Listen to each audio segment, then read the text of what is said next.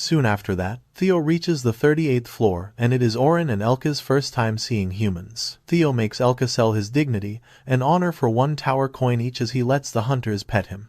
He also charges the hunters to pet Oren, and once the side businesses are done, he starts auctioning the cherry tomatoes, sweet potatoes, and green onions.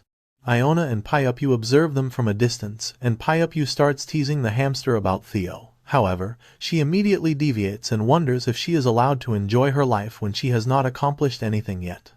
Iona tells her to not take all the burden herself and then starts teasing her while talking about the black rabbit, when she suddenly notices Meryl. She immediately flies to deal with her in case she is here to harm Theo, but Meryl quickly takes out a magic item from her bag and seals. Iona is a barrier that absorbs her magic.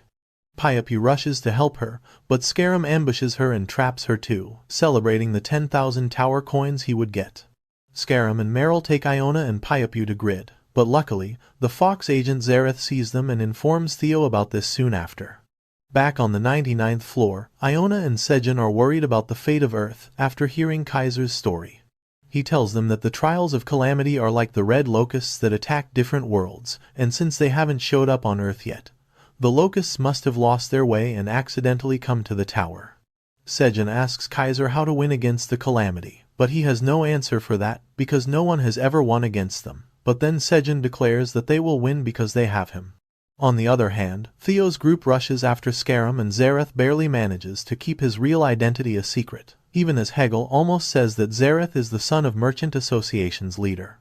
Theo and Zareth tell Hegel about Iona's kidnapping and ask him if the Mercenary Association can help them, but Hegel is not confident that anyone will be willing to go against Grid.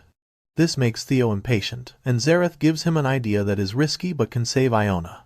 Meanwhile, Scarum takes Iona and Pyupu to Tarek, who is hiding in the slums of the Passageway village. Tarek rewards Scarum for completing his task perfectly and then sends him away, even though the goblin requests him to introduce him to Grid. After that, he turns to Pyupu, telling her to return to Grid because he will take good care of her.